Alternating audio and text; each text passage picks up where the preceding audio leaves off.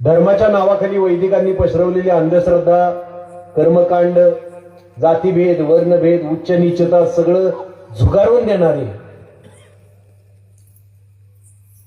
कष्टकरी शोषित पीडित बहुजनांना रोजच्या जगण्यासाठी मोलाचं असं व्यवहार ज्ञान देणारे, शेतकऱ्याला शेती, राजाला राजनीती आणि सैनिकाला लढाऊ वृत्ती शिकवणारे जगद्गुरु संत तुकाराम महाराज यांचं अनोख्या पद्धतीनं स्मरण केल्या जाणाऱ्या या सोहळ्याचं उद्घाटन करताना माझ्या मनाला अतिशय आनंद होतोय. आनंदाच्या कोटी साठवल्या आम्हा पोटी अशी अवस्था झाली. आजचा भवताल खूप विचित्र आहे. आपल्या आसपास जे घडतंय ते खूप चांगलं घडत नाही. जो वर्चस्ववाद संपवण्यासाठी वारकरी संप्रदायाचा जन्म झाला, त्याच वर्चस्ववादी शक्तींनी वारकरी संप्रदाय हायजॅक करून घेतल्याचं चित्र आपल्याला डोळ्यासमोर दिसतंय, आपल्या डोळ्यांनी बघायला लागतंय. अशा वेळी 25 गावातले शेतकरी एकत्र येतात. तुकाराम बीजेनिमित्त शेतकरी कीर्तन महोत्सव साजरा करतात आणि तुकारामांचा आणि आपल्या सगळ्या संतांचा विवेकनिष्ठ विचार तळागाळापर्यंत पोहोचवतात. ही आजच्या नाचलेल्या भवतालात खूप दिलासा देणारी गोष्ट आहे, खूप प्रेरणा देणारी गोष्ट आहे. तुकाराम आणि शेतकरी हे नातं किती गहिरं आहे, किती खोल आहे, किती समृद्ध आहे, हे तुकाराम गाथा वाचलेल्या कोणाला सांगायची गरज नाही. तुकाराम महाराजांचा एक अभंग मला यावेळी आठवतो, त्यातलं एक वचन मला आठवतं, प्रकर्षानं आठवतंय. आज तर खूप आठवतंय मला, कारण त्यांनी तो शेतकऱ्यांना दिलेला इशारा होता. ते म्हणाले की ओणव्या सोकरी, ओणव्या सोकरी म्हणजे सोकरी म्हणजे शेतकरी, ओणव्या सोकरी पीक खादले पाखरी. तुकाराम महाराज म्हणतात, अरे शेतकऱ्या, तू जर तुझ्या पिकाकडे लक्ष द्यायचं सोडून खाली जमिनीकडे बघत बसलास, इकडे तिकडे बघत बसलास, झोपलास, तर ती संधी साधून पाखरं तुझं पीक खाऊन जाते. म्हणून ते पुढे म्हणतात, पैसा खाऊ नको दगा, निजसुरा राहुनी जागा. तसा तू दगा खाऊ नकोस, तू जागा राहा, डोळ्यात तेल घालून तुझ्या पिकाचं रक्षण कर. हे पीक कुठलंय? शेतातलं पीक तर आहेच, पण हे विचारांचं पीक सुद्धा आहे. हे ओळखून या 25 गावातल्या शेतकऱ्यांनी हे वचन मला वाटतंय मना मेंदूत कोरून घेतलंय, अक्षरशः मुरवून घेतलंय स्वतः. आणि आजच्या काळात हा वारकरी संप्रदायाचा विचार चोरून त्याच्यावर डल्ला मारू पाहणाऱ्या आणि तो नासवू पाहणाऱ्या शक्तीवर शेतकऱ्याचा आसूड उगारलेला आहे. शेतकऱ्याचा आसूड बोललं की आपल्याला महात्मा फुले आठवतात. महात्मा फुलेंनी शेतकऱ्याच्या आसूडमध्ये स्पष्टपणे म्हटलंय की त्या काळात तुकाराम महाराज हे शेतकऱ्यांमधून निर्माण झालेले संत होते. किती समर्पक आहे. पण ते पुढे असं म्हणतात, पुढे जे म्हणतात ते फार महत्वाचं आहे. ते म्हणतात की शेतकऱ्यांमधून निर्माण झालेले तुकाराम महाराज हे शेतकऱ्यांमधून वर आलेल्या शिवाजी राजांना बोध करतील, उपदेश करतील आणि कृत्रिम धर्माची उचलबांगडी करून शेतकऱ्यांना त्यांच्या पाशातून मुक्त करतील, ही भीती काही कटकारस्थानी लोकांना होती. किती महत्वाची गोष्ट सांगितली त्यांनी. म्हणजे याचा स्पष्ट अर्थ पहिल्यांदा असा होतो की तुकाराम महाराजांच्या आयुष्याचं ध्येयच हे होतं की खोट्या धर्माला मुळासकट उखडून फेकून द्यायचं आणि शेतकऱ्यांना, कष्टकऱ्यांना, शोषित पीडितांना धार्मिक गुलामगिरीतून मुक्त करायचं. म्हणून तर महात्मा फुले पुढे असं म्हणतात की या भीतीपोटी तुकाराम महाराज आणि शिवाजी महाराज यांच्या खूप गाठीभेटी होऊन त्यांच्यात स्नेहभाव निर्माण होऊ नये म्हणून काही कारस्थानी लोकांनी प्रयत्न केले. बघा, म्हणजे हे कारस्थान कधीपासून सुरू आहे? हे जर आपण नीट याच्यावर चिंतन केलं तर मग आपल्याला तुकारामांची गाथा बोलवण्याची जी शिक्षा दिली गेली तिथपासून ते त्यांना गरुडावर बसून वैकुंठाला पाठवलं तिथपर्यंत सगळ्या गोष्टींचं आकलन होतं. याच्या मागे नक्की काय होतं?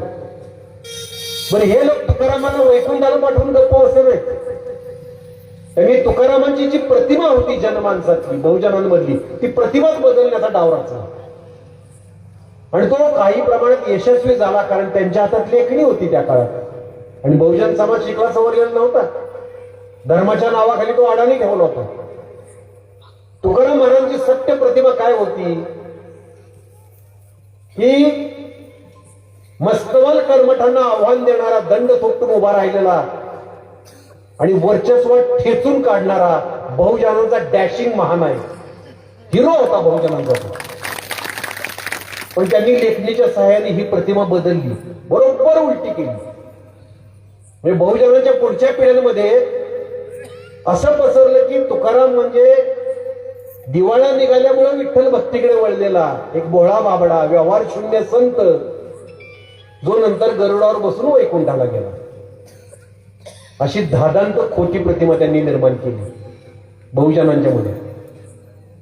आणि त्यांनी आपल्या सगळ्या महामानवांच्या बाबतीत केलंय, सगळ्या महानायकांच्या बाबतीत केलंय, कारण त्यांच्या हातात लेखणी होती.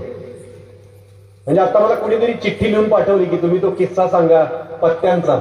मी कायम बऱ्याच भाषणांमध्ये सांगतो की हे लोक आहेत ना ते चॅलेंजचा डाव खेळतात तुमच्याशी. चॅलेंज मध्ये बघा कसं खऱ्या खोट्या पत्त्यांचं मिश्रण करून, पत्ते जर तुम्ही खेळत असाल तर खऱ्या खोट्या पत्त्यांचं मिश्रण करून ते समोरच्याला खपवायचा डाव असतो तो. म्हणजे 4 दुर्या त्याच्यात 4 खोटी पानं मिसळायची आणि समोरच्याला 8 खोटे पत्ते दुर्या म्हणून खपवायचे त्याला. तशी ही व्यवस्था करते. म्हणजे आपल्या महामानवाच्या बाबतीत 4 खऱ्या गोष्टी सांगायच्या आणि 8 खोट्या गोष्टी त्यात मिसळून आपल्याला त्या खपवायच्या. पहिल्यांदा 4 खऱ्या गोष्टी सांगितल्यावर आपला विश्वास बसतो आणि मग खोट्या गोष्टी अशा बेमालूमपणे मिसळायच्या की त्या महामानवाची प्रतिमाच बदलून जाते आपल्या मनातली. आणि हा डाव त्यांनी सगळ्या आपल्या छत्रपती शिवाजी महाराजांच्या बाबतीत तर खेळलाच, आजपर्यंत खेळतात. छत्रपती शिवाजी महाराजांच्या बाबतीत आता आमच्या क्षेत्रात आजकाल खूप सिनेमे येत आहेत त्यांच्यावरचे, महाराजांवरचे. म्हणजे बघा, महाराजांचा जय जयकार तर करायचा, त्यांना महान तर म्हणायचं, पण त्यांची महानता कशात होती हेच लपवून ठेवायचं. असा डाव ते खेळतात.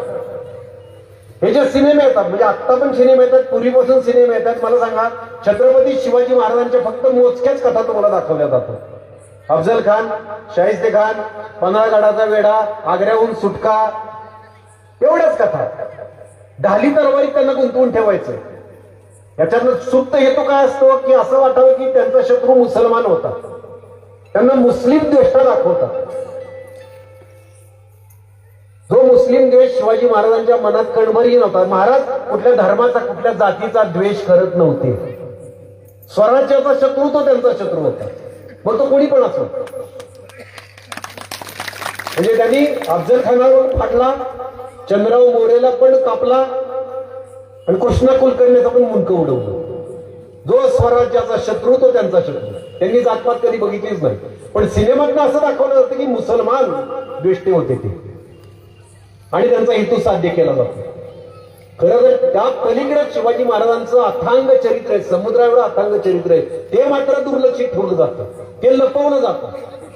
त्यांची स्वराज्याची संकल्पना काय होती, कष्टकऱ्यांसाठी, शेतकऱ्यांसाठी त्यांची काय धोरणं होती, त्यांची काय तळमळ होती शोषित पीडितांसाठी, हेच लपवलं जातं तुमच्यापासून. हे सांगणारा एक पण सिनेमा नाही आला आजपर्यंत. मी आता एक शो उभा केलाय, स्टेज शो उभा केलाय. सिनेमा काढण्यात की माझी ऐपत नाही का, माझ्याकडे तेवढे पैसे नाहीत. मी नाटक उभं करू शकतो, ते पण मला कर्ज काढून उभं करायला लागलं. काही निर्मात्यांनी, अभयसिंग जगताप सारख्या निर्मात्यांनी मला साथ दिली, मी काही पैसे कुठून तरी गोळा केले आणि तो, कारण मला खरे छत्रपती शिवाजी महाराज लोकांपर्यंत पोहोचवायचे. त्या शो विषयी मी नंतर सांगेन, तो महत्वाचा विषय नाही. मला असं म्हणायचं की खरे महाराज आपल्यापर्यंत जसे येऊ दिले नाही, तसेच खरे संत तुकाराम महाराज सुद्धा आपल्यापर्यंत येऊ दिले नाही. संत तुकाराम महाराजांची खोटी प्रतिमा आमच्या मनात, आमच्या पिढीच्या मनात निर्माण करणारा आणि त्याच्या आधीच्या पण पिढीच्या मनात निर्माण करणारा एक पिक्चर होता त्यावेळी. त्यावेळेचा पहिला प्रोपगंडा सिनेमा प्रभातचा संत तुकाराम. त्या सिनेमानं धादांत खोटी प्रतिमा जनमानसात रुजवली. सांस्कृतिक क्षेत्र किती महत्वाचं आहे बघा, ज्याच्याकडे आपलं दुर्लक्ष आहे. त्या लोकांचं मात्र लक्ष असतं ज्यांना खोटं पसरवायचंय, त्यांना कळतं की सिनेमा नाटकाचं काय महत्व आहे. संत तुकाराम नावाचा सिनेमा आला आणि पुन्हा ती तुकारामांची प्रतिमा इतकी मलिन झाली की जणू काय ते बोळे बाबडे होते, संसाराकडे दुर्लक्ष झालं होतं, बायका पोरांकडे बघत नव्हते, अशी काहीतरी प्रतिमा निर्माण केली त्यांनी. धंद्यात दिवाळ्या निघालं होतं, धंद्याकडे लक्ष नव्हतं असं नव्हतं, पण त्यांनी ते निर्माण केलं, त्या सिनेमातून ते दाखवलं आणि लोकांचा विश्वास बसायला लागला. म्हणजे आज पण कित्येक बहुजन घरामध्ये गरुडावर बसून महाराज वैकुंठाला निघालेत असं एक चित्र आहे बघा. फोटो असतो जो पुजला जातो देवाऱ्यात, तो त्या सिनेमातला फोटो आहे विष्णुपंत पागनीसांचा. धादांत खोटं चित्र आहे ते, पण त्या सिनेमानं ती प्रतिमा रुजवली, बहुजनांच्या मनामेंदूत रुजवली. त्या सिनेमानं ते काम केलं. तुम्ही जर बघितलं असे सिनेमे काढणारे जर दिग्दर्शक बघितले, सगळे त्या विचारांचे असतात, सगळे वर्चस्वादी विचारांचे असतात. त्यातले नट, दिग्दर्शक, त्याला फंडिंग करणारी माणसं. त्या सिनेमात एक सीन आहे, तुकाराम महाराजांना एका शेताची राखण करायला सांगतो, नोकरी मिळते. एका शेतकऱ्याच्या शेताची राखण करत बसतात मचानावर, त्या सीन आहे तिथे. आणि ते राखण करायचं सोडून त्या सिनेमातले तुकाराम महाराज भजन म्हणत बसतात, टाळ वाजवत, चिपड्या वाजवत. आणि भाषणात इतके गुंग होतात विठ्ठल भजनात की गुरं येतात, ते पीक नासधूस करून पिकं खाऊन जातात. सगळ्या पिकाची नासाडी होती. दाण्यांनी भरलेली कणसं असतात मोठमोठी, सगळं नासधूस होती, सगळी गुरं खाऊन जातात. तुकारामांना भजनाच्या नादात कळतच नाही असं त्या सिनेमात दाखवलंय की पिकाची नासधूस झाली. नंतर तो शेताचा मालक येतो, तो ओरडतो तुकाराम महाराजांच्यावर, तुझं लक्ष कुठं होतं म्हणतो. अरे सगळं माझं नुकसान झालं, माझं सगळं पीक गुरं खाऊन गेली, तू भजन म्हणून बसलाय, टाळ कुठं बसलायस तिथं. महाराजांना असं वाटतं की आता काय करू मी, माझ्याकडनं तर चूक झाली, असं सिनेमात दाखवलंय. आणि मग अक्षरशः महाराजांना घरदार विकायची वेळ येते ही नुकसान भरपाई देण्याच्या नादात. आणि मग स्वर्गातून विठ्ठल प्रसन्न होतो आणि स्वर्गातून विठ्ठल अशी ओंजळ करून ते धान्य त्या शेतकऱ्याच्या खळ्यात ओततो आणि ते खळं शेतकऱ्याचं तुडुंब भरून जातं. शेतकऱ्याला अपेक्षेच्या दुप्पट धान्य मिळतं आणि तुकाराम महाराज वाचतात. असा तो सीन आहे. आम्ही टाळ्या वाजवायचो लहानपणी, अरे वा वा वा वा विठ्ठलांनी त्यांना मदत केली, पण तो खोटा सीन होता. अहो तुकाराम महाराज इतके हतबल होते का? हे बघा, त्यातलं खरं काय असेल तर त्या शेतकऱ्याला दुप्पट धान्य मिळालं अपेक्षेपेक्षा. ते कशामुळे मिळालं असेल? तुकाराम महाराजांच्या शेतीविषयक कौशल्यामुळे. त्यांनी एक गोष्ट लपवली, एक गोष्ट सांगितली खरी, एक गोष्ट लपवली. अहो जो माणूस सांगतो की असाध्य ते साध्य करिता सायास कारण अभ्यास तुका म्हणे, अभ्यासाचं मोल सांगणारा माणूस असा आकाशात होणाऱ्या चमत्काराचा मोहताज असेल का? हा, कुणीतरी चमत्कार करावा अशी वाट बघत असेल. तुकाराम महाराजांचाच एक अभंग आहे, मगाशी पण मी तुम्हाला सांगितलं, ओणव्या सोकरी. तसा दुसरा एक अभंग आहे की पीक जेव्हा भरभरून पीक आलेलं असतं, सुगीला आलेलं असतं, शेत आले सुगी सांभाळावे चारी कोण, पिका आले परी केले पाहिजे जतन, हे सांगणारे तुकाराम महाराज होते. शेत सुगीला आलंय, आता शेतकऱ्या तुला चारी कोणांनी ते सांभाळायचंय. पीक आलंय पण ते जतन केलं पाहिजे, तुझी जबाबदारी आहे. म्हणून ते म्हणतात सोकरी सोकरी. सोकरी म्हणजे शेतकरी, सोकरी सोकरी दोन वेळा म्हटले म्हणजे अरे शेतकऱ्या, अरे शेतकऱ्या, हे त्यांनी निक्षून सांगितलंय. सोकरी सोकरी विसावा तोवरी, खाऊ नको उभा आहे तू. पीक जोपर्यंत तुझ्या शेतात उभं आहे तोपर्यंत तू विसावा घेऊ नकोस, तू विश्रांती घेऊ नकोस, हे सांगणारे तुकाराम महाराज होते. गोफणेसी गुंडा घाली पागोऱ्यांच्या थाटे, पळती हाहाकारी पाखरांचे थाटे, पेटवली आगटी राहे जागा पालटुनी, पडिल्या मान बळ बुद्धी व्हावी दोन्ही. ते सांगतात की रात्रीच्या वेळी चारी बाजूने आगटी पेटवत राहा म्हणजे जनावर पीक खाणार नाहीत. पडिल्या मान बळ बुद्धी व्हावी दोन्ही. शेतकऱ्यानं शेती करताना बळाचाही वापर करावा आणि बुद्धीचाही वापर करावा, असं सांगणारे तुकाराम महाराज. सिनेमात असं दाखवले की भजन म्हणत बसलेत आणि पीक खाऊन गेले. अभंग बघा ना त्यांचे. अहो ते उत्तम कृषी तज्ञ होते. जमिनीला वापसा आल्यापासून त्याची मशागत कशी करावी, बी कसं पेरावं, हे याच्या पण त्यांचे अभंग आहेत. पिकाला अंकुर फुटल्यापासून पीक पूर्ण वाढ होईपर्यंत त्याची काळजी कशी घ्यावी याचे शेकडो अभंग आहेत. शेकडो अभंग आहेत. असं सांगणारा माणूस शेतीकडे एवढा दुर्लक्ष करेल का? आपण आता आपल्या बुद्धीनं समजून घेतलं पाहिजे की तुकाराम महाराज काय होते.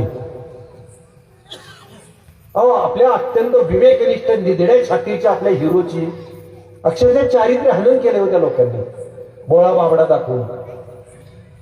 भोळे बाबडे नव्हते ते, अतिशय बुद्धिमान असे संत होते आपले, ज्यांना बहुजनांना जागा करायचं होतं, व्यवहार ज्ञान शिकवायचं होतं, शेती कशी करावी.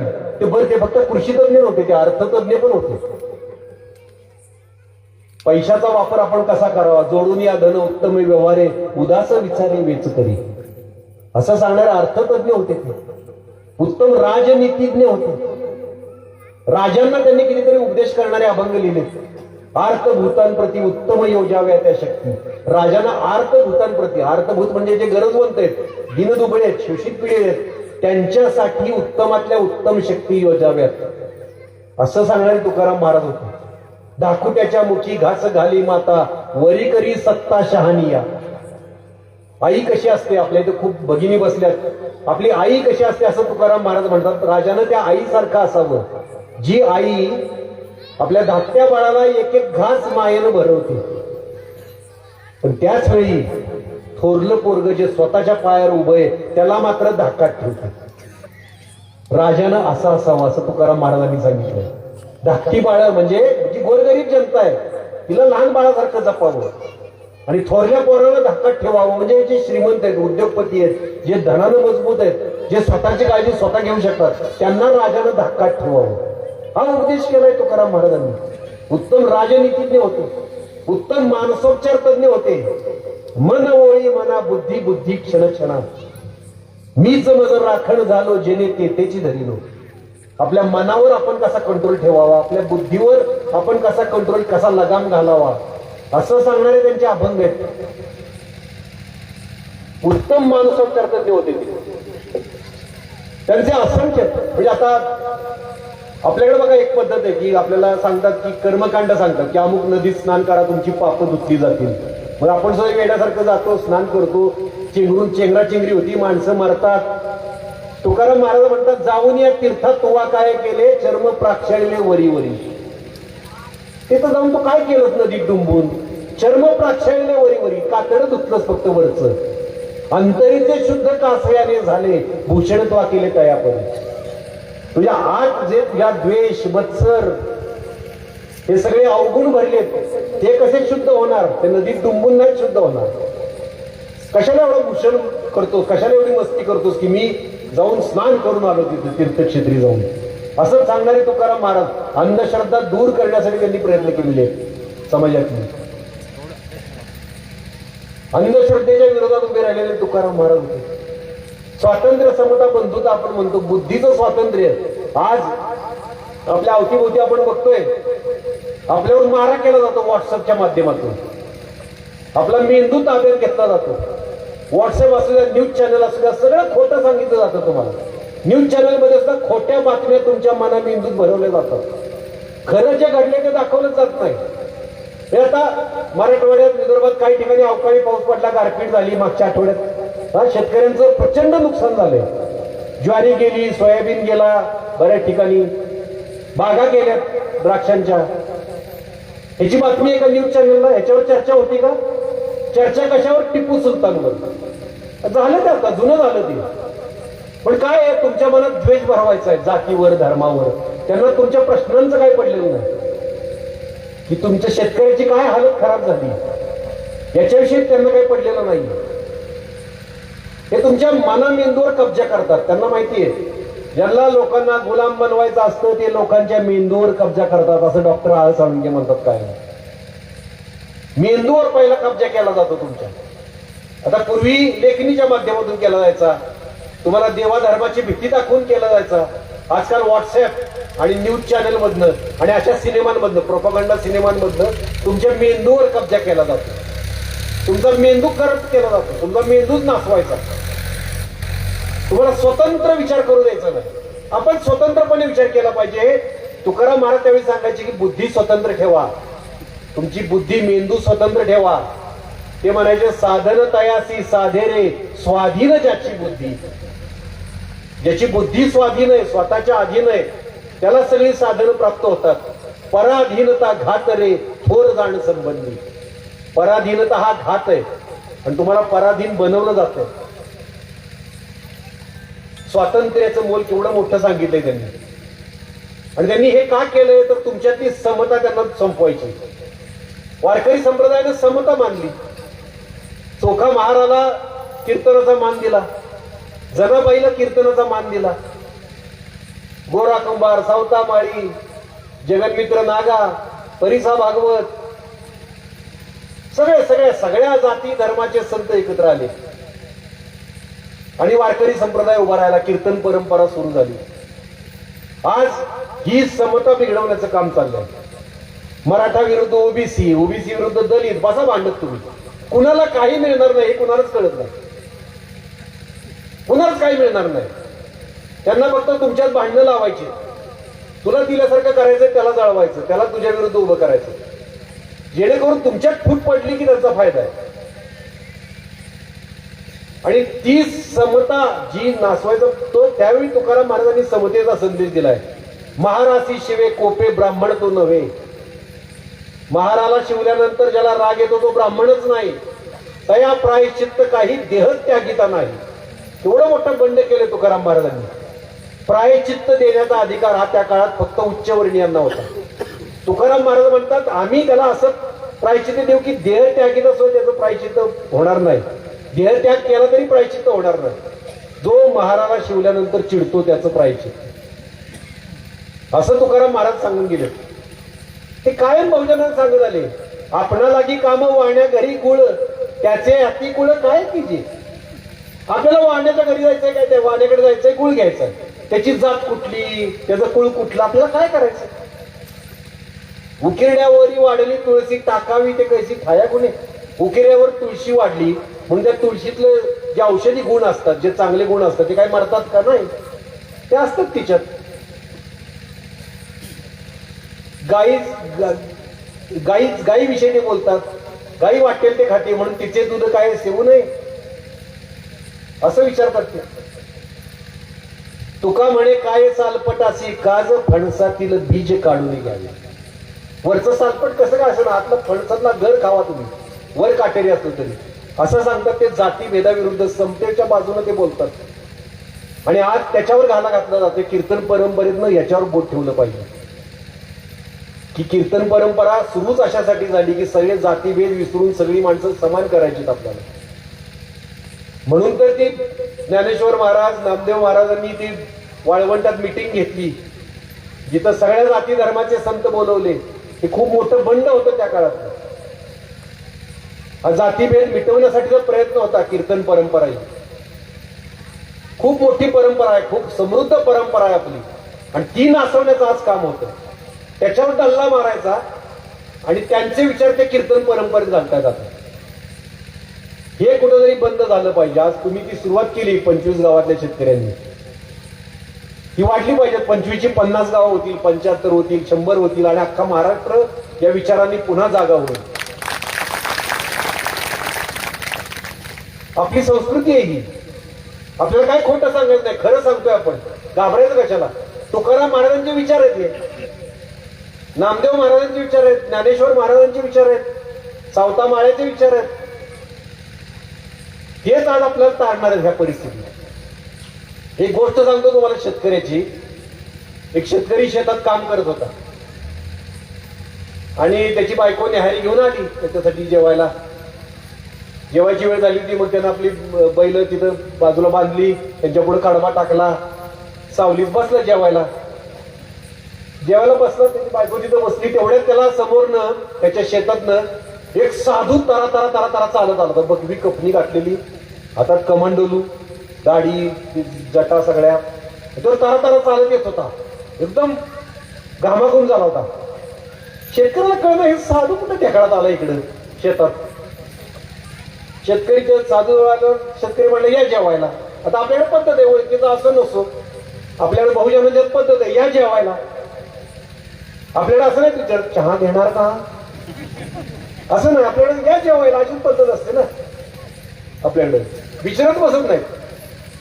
हे आपण ऊसतोड चालू असली ऊस खायला देतो आलेल्या माणसाला, गुराळात रस प्यायला देतो आपण, गुळ खायला देतो, शेंगा काढायच्या आल्या असेल शेंगा देतो आपण आलेल्या पाहुण्याला. आपली ती संस्कृती आहे. ते म्हणलं या जेवायला. साधू म्हणला मला नाही, मला जेवायचं नाही, मी लय टेन्शन मध्ये. ते म्हणलं बसा तरी सावलीला. नाही नाही म्हणतो मी लय टेन्शन मध्ये. अहो तुम्ही घामाघूम झालाय, काय झालं नाही. साधू म्हणतो मी लय टेन्शन मध्ये, काय विचारू नका, मला चेष्टा करायची वेळ नाही.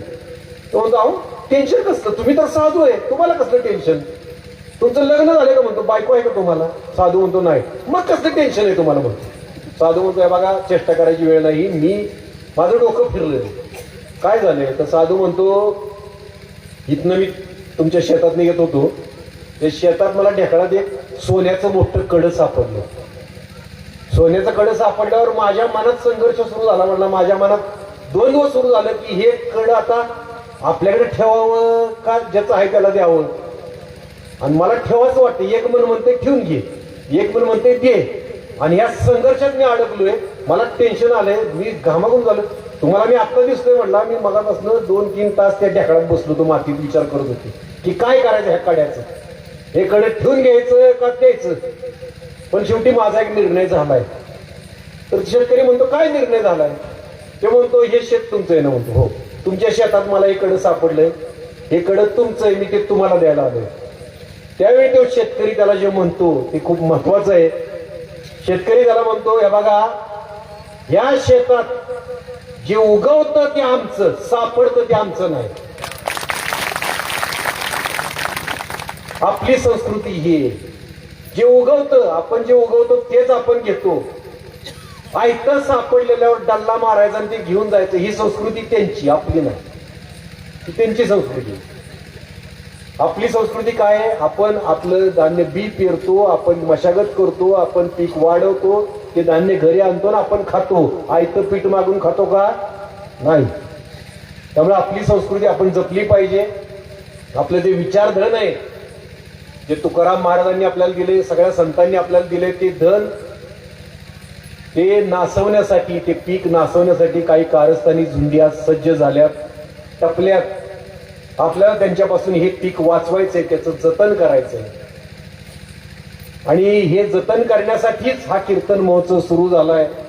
त्याचं उद्घाटन तुम्ही माझ्या हस्ते केलं, मला खूप बरं वाटलं. कराड सरांनी, सोनर महाराजांनी मला सांगितलं सगळ्यात पहिल्यांदा की आलंच पाहिजे तुम्ही. आणि मला ही त्यावेळी संकल्पना सांगितली, ती मला खूप बरी वाटली, खूप आवडली मला, की कुठलेही शोषण न करता आपल्या घरातल्या भाकऱ्या घेऊन तुम्ही येताय आणि तुम्ही हे करताय. खूप चांगली गोष्ट आहे. विचार असाच पसरतो आणि तो विचार असाच पसरला पाहिजे. आणि आता मला आपण जे बाहेर सगळं निराशाजनक वातावरण झाले की वारकरी संप्रदायात भलतेच लोक घुसलेत, भलताच विचार, कीर्तनकार भलतच काहीतरी स्टँडअप कॉमेडी करायला लागलेत, त्यात असा काहीतरी एक विचार सांगणारा कीर्तन महोत्सव सुरू होतोय. ही एका क्रांतीची सुरुवात आहे, ही क्रांतीची बीज आहे आणि महाराष्ट्रभर पसरणार. आणि खरं तर माझा हा खूप मोठा सन्मान आहे, तुम्ही मला बोलवणं. मी छोटा कलाकार आहे, मी कुणी खूप मोठा सेलिब्रिटी नाही, पण तुम्ही महाराष्ट्रभरातले लोक मला एवढं प्रेम देताय. त्या प्रेमाचंच बळ आहे की त्या बळावर मी आणखीन लढायला सज्ज होतो. खूप बरं वाटतं मला. आणि अशी जिवंत माणसं आहेत. माझे वडील मागच्या वर्षी गेले, वडिलांचं आता गुढीपाडव्याला गेले. या गुढीपाडव्याला पहिलं श्राद्ध आहे. मी म्हणलं सोनर महाराजांना म्हणलं मला तुमचं कीर्तन पाहिजे तिथं. माझी अगदी घरातली माणसं असतील, पण हा विचार जो आहे ना, वारकरी संप्रदायातला हा विचार, हा अजून तळागाळापर्यंत पोहोचला पाहिजे. माझी अगदी मोजकी घरातली माणसं असतील 100-150, पण मला तुम्ही पाहिजे तिथं. आणि तुम्ही तो विचार सांगितला पाहिजे, जो संत विचार, खरा विचार आहे. कारण कसं आहे की पिकतं तिथं विकत नाही, आपण म्हणतो तसंच आहे की मी त्यांच्या घरात आहे, माझे विचार कोणी ऐकत नाहीत. महाराज आल्यानंतर महाराजांचे विचार ते ऐकतील. आणि असंच असतं. तर महाराज पण येत आहेत. कराड सरांनी आता मी जो तुम्हाला म्हटलं की शिवाजी महाराजांचा खरा इतिहास सांगणारा शो उभा केलाय, शो मोठा आहे, कारण सर्वसामान्य माणसाचं मनोरंजन झालं पाहिजे आणि त्यातून खरे शिवाजी महाराजांचे विचार तळागाळापर्यंत पोहोचले पाहिजे, जे आतापर्यंत कधी रंगभूमीच्या 180 वर्षाच्या इतिहासात जे शिवाजी महाराज दाखवले नव्हते ते महाराज मी दाखवणार आहे. छत्रपती होण्याचा त्यांचा प्रवास, त्यांना राज्याभिषेक का करावासा वाटला, राज्याभिषेक करण्यामागे गोरगरिबांसाठीचा काय उद्देश होता, तो राज्याभिषेकाचा निर्णय जाहीर केल्यावर त्यांना काय काय अडचणी आल्या, त्या का आल्या, त्या अडचणींवर त्यांनी मात कशी केली, राज्याभिषेक कसा करवून घेतला आणि त्या राज्याभिषेकानंतर त्यांनी काय केलं त्याचा फायदा घेऊन, हे सगळं त्यातून मांडलंय, जे खूप आजच्या काळात खूप धाडसाचं आहे. खरं तर जो विचार मांडायला 180 वर्ष लोक घाबरत होते, तो आत्ताच्या काळात मी मांडतोय. म्हणजे त्या काळातही कुणी मांडला नाही, ज्या काळात संविधानाचं राज्य होतं खऱ्या अर्थाने, त्या काळातही कुणी हा विचार मांडला नाही आणि मी आत्ताच्या काळात मांडायला जातोय. तर त्याला साथ देणं गरजेचं असतं. कराड साहेबांचा मला पहिला फोन आला, नाशिकला मी 3 प्रयोग घेतोय त्याच्यामध्ये. तर ते असे बळ देणारी आपणच सगळे एकमेकांच्या हातात हात घेतोय आणि ही चळवळ वाढवतोय. असाच हातात हात घट्ट ठेवूया. ही एकीची ताकद जी आहे ती फार मोठी आहे.